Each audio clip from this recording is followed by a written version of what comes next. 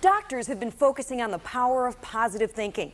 The idea that when programmed correctly, your brain can help heal your body. Well, tonight, we introduce you to a patient whose cure, doctors say, came largely from her iron will. This is the story of Brenda Pendleton, a 21-year-old Detroiter who dreamed of being a basketball star. In high school, she twice won All-City.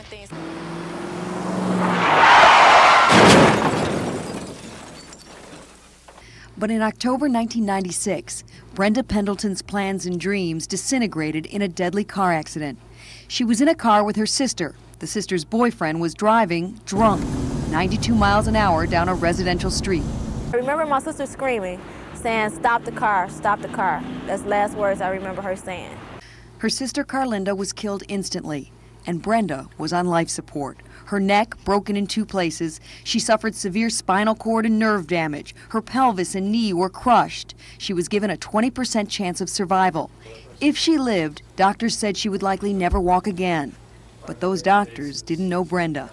She had to relearn how to speak. She underwent 11 major operations. Her pelvis was completely reconstructed. Originally 5'6", Brenda hasn't stood that tall in 3 years. Well, I'm about, 4 feet now.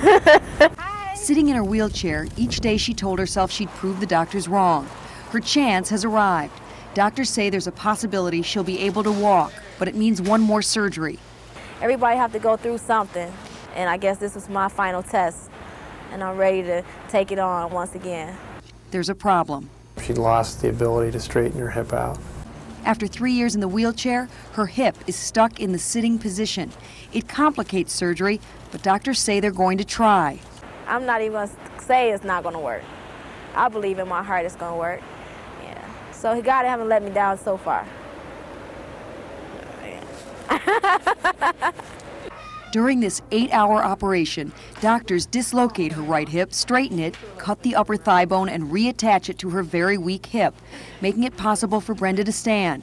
It's rarely been done, but Brenda is too young for a hip replacement, and with her damaged tissue, doctors have little choice.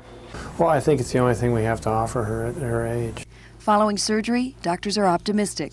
I wouldn't have done it if I didn't think there was some chance that she would, a significant chance that she would get better. Doctors are exceptionally optimistic because of Brenda's determination. She's got a tremendous attitude, and she always has had, and otherwise she wouldn't probably be with us today.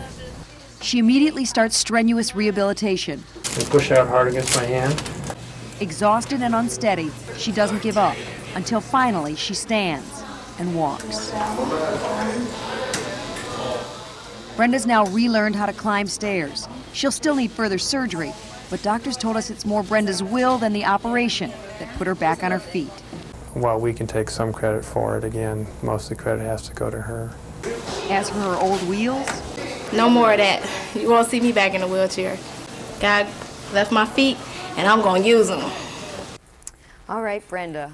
A 30-year study by the Mayo Clinic found people with a positive outlook like Brenda's live 19% longer than those who are negative and miserable.